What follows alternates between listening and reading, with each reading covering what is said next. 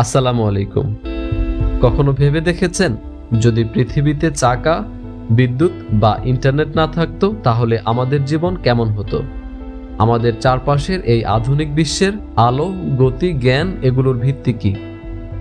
Bright লেয়ারের আজকের ভিডিওতে আমরা দেখব চাকা, বাল্ব, বিদ্যুৎ, ফটোগ্রাফি আর ইন্টারনেটের মতো 5টি যুগান্তকারী আবিষ্কারের গল্প, যা শুধু ইতিহাস নয়, আমাদের জীবনকেও বদলে দিয়েছে। চাকা।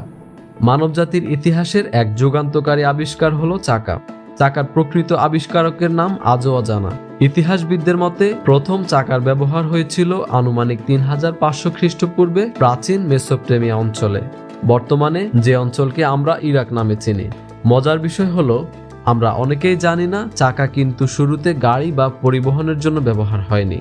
3500 খ্রিস্টপূর্বে প্রথম যে চাকার ব্যবহার হতো সেটা ছিল কুমোরের ব্যবহারের জন্য, অর্থাৎ মাটির তৈরি বিভিন্ন পাত্র বানাতে তা ব্যবহার করা হতো।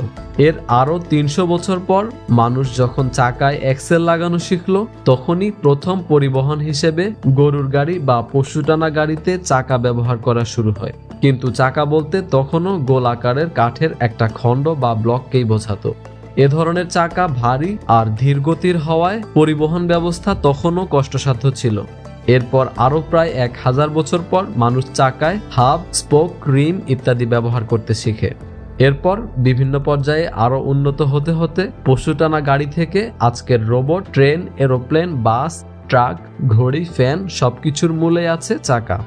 এর যুগান্তকারী প্রভাব পরিবহন ও বাণিজ্য, কৃষি, শিল্প, সামরিক ও রাজনৈতিক ক্ষমতা ইত্যাদিতে ব্যাপক পরিবর্তন নিয়ে আসে। বৈদ্যুতিক লাইট বা বাল্ব। আগুন, মোমবাতি আর কেরোসিন বাতিতে একসময় মানুষ আলোর প্রয়োজন মেটাতো। বিজ্ঞানীরা বিদ্যুৎ থেকে কিভাবে আলো তৈরি করা যায় তা নিয়ে গবেষণা শুরু করেন 1800 শতাব্দীর শেষ দিকে। 1800 সালের দিকে হামফ্রে ডেভি নামক একজন বিজ্ঞানী একটি বৈদ্যুতিক বাতি তৈরি করেন, যা আর্ক ল্যাম্প নামে পরিচিত ছিল, কিন্তু এটি ছিল অত্যন্ত উজ্জ্বল এবং বিপজ্জনক। এরপর প্রায় 22 জন বিজ্ঞানী বিভিন্ন ধরনের বৈদ্যুতিক বাতি নিয়ে কাজ শুরু করেন, কিন্তু তাদের তৈরি বাতিগুলো ছিল একদিকে ব্যয়বহুল, অন্যদিকে দীর্ঘস্থায়ী বা বাণিজ্যিকভাবে ব্যবহারযোগ্য ছিল না। অবশেষে থমাস এডিসন তার গবেষণা দল নিয়ে একটি কার্যকরী এবং দীর্ঘস্থায়ী ফিলামেন্ট তৈরির কাজ শুরু করেন। প্রায় 1200 ধরনের বিভিন্ন রকম উপাদান নিয়ে অনেক পরীক্ষা নিরীক্ষা করার পর তিনি কার্বনাইজড সুতার একটি ফিলামেন্ট ব্যবহার করে একটি বাল্ব তৈরি করেন, যা 13 ঘন্টা 30 মিনিট পর্যন্ত জ্বলেছিল। এডিসনের তৈরি এই প্রথম বাল্বের আলো ছিল একটি মোমবাতির আলোর সমান। এটি ছিল আধুনিক বাল্বের প্রথম সফল মডেল। সেই থেকে মানুষের জীবন থেকে রাতের অন্ধকার দূর হয়ে গেল। এডিসনের তৈরি বাল্বের কার্বন ফিলামেন্ট এখন বর্তমানে আর ব্যবহার করা হয় না। এরপর প্রযুক্তি দিন দিন আরো উন্নত হয় আর বৈদ্যুতিক বাতির ব্যবহার আরো সহজলভ্য করতে সিএফএল, এলইডি ইত্যাদি নানান রকমের পরিবর্তন আসে।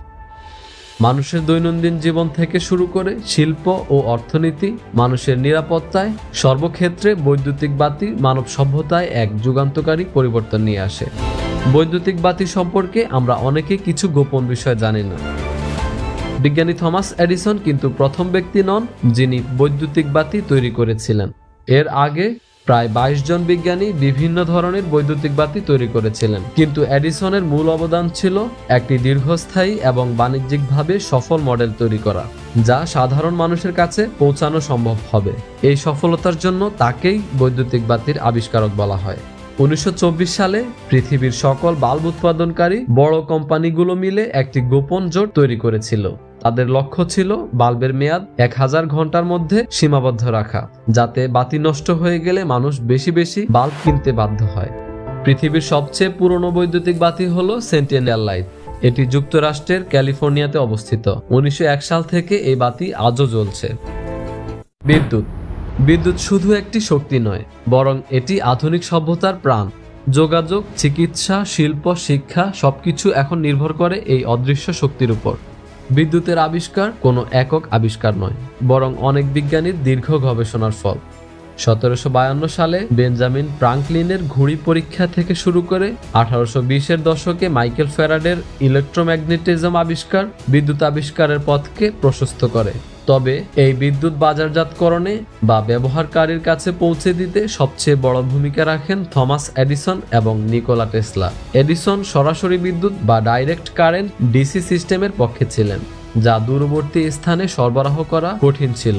অন্যদিকে টেসলা অল্টারনেটিং কারেন্ট বা এসি সিস্টেমের প্রস্তাব করেন, যা ভোল্টেজ পরিবর্তন করে সহজে দূরবর্তী স্থানে সরবরাহ করা যেত। এই দুই বিজ্ঞানীর মধ্যে তীব্র প্রতিযোগিতা চলে, যা কারেন্টের যুদ্ধ বা ওয়ার অব দ্য কারেন্টস নামে পরিচিত।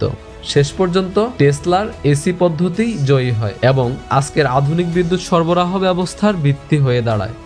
অবাক করার মতো বিষয় হলো, এডিসন এবং টেসলার মধ্যে চলা প্রতিযোগিতা এতটাই তীব্র ছিল যে এডিসন তার ডিসি সিস্টেমকে নিরাপদ প্রমাণ করতে জনসম্মুখে প্রাণী হত্যা করতেন, যাতে মানুষ টেসলার এসি সিস্টেম ব্যবহার না করে।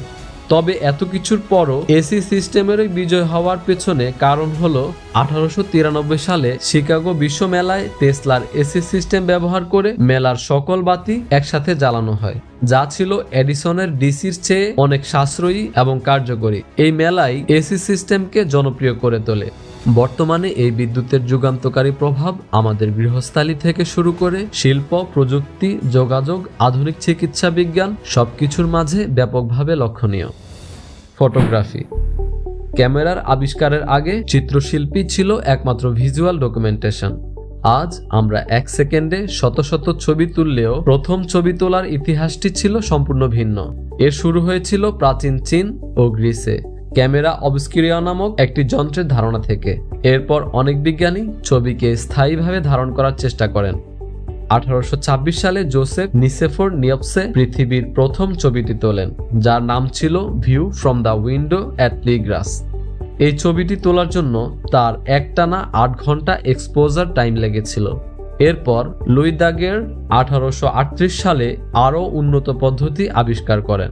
লুই দাগের প্যারিসের একটি রাস্তা থেকে একটি ছবি তোলেন। ছবির এক্সপোজার টাইম লেগেছিল প্রায় 10 মিনিট। যেহেতু ছবিটি তুলতে এত দীর্ঘ সময় লেগেছিল, তাই চলমান গাড়ি বা ঘোড়া ছবিতে ধরা পড়েনি। কিন্তু একজন জুতো পালিশকারী সেই রাস্তায় দীর্ঘ সময় স্থির হয়ে বসে থাকায় প্রথমবার কোনো ছবিতে একজন মানুষকে দেখা গিয়েছিল। পরবর্তীতে জর্জ ইস্টম্যানের কোডাক ক্যামেরা সহজলভ্য হওয়ার পর ফটোগ্রাফি সাধারণ মানুষের কাছে পৌঁছাতে শুরু করে।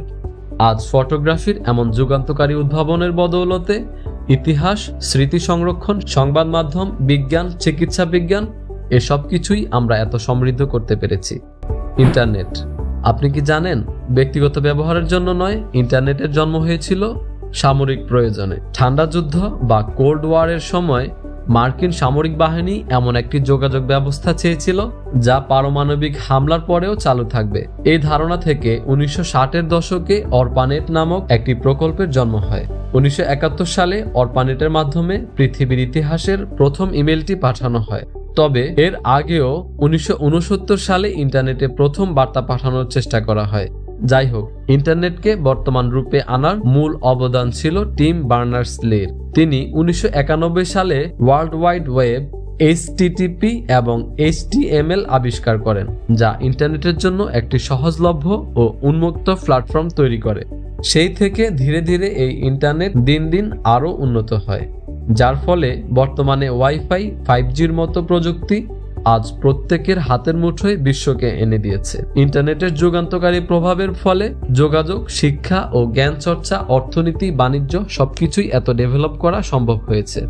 প্রিয় ভিউয়ার্স, আজকের ভিডিওতে আমরা মানব সভ্যতার গতিপথ বদলে দেওয়া 5টি যুগান্তকারী আবিষ্কার, চাকা, বাল্ব, বিদ্যুৎ, ফটোগ্রাফি আর ইন্টারনেট সম্পর্কে জানলাম। এই আবিষ্কারগুলোর মধ্যে কোনটি আপনার কাছে সবচেয়ে গুরুত্বপূর্ণ মনে হয়েছে? আপনার মূল্যবান মতামত কমেন্ট করে আমাদের জানাতে পারেন। এ ধরনের আরও ভিডিও পেতে ব্রাইট লেয়ার চ্যানেলটি সাবস্ক্রাইব করে আমাদের সাথেই থাকুন। দেখা হচ্ছে পরবর্তী কোনো ভিডিওতে। সে পর্যন্ত আল্লাহ রাব্বুল আলামিন আপনাদেরকে নিরাপদ এবং সুস্থ রাখুন এই কামনায়। আল্লাহ হাফেজ।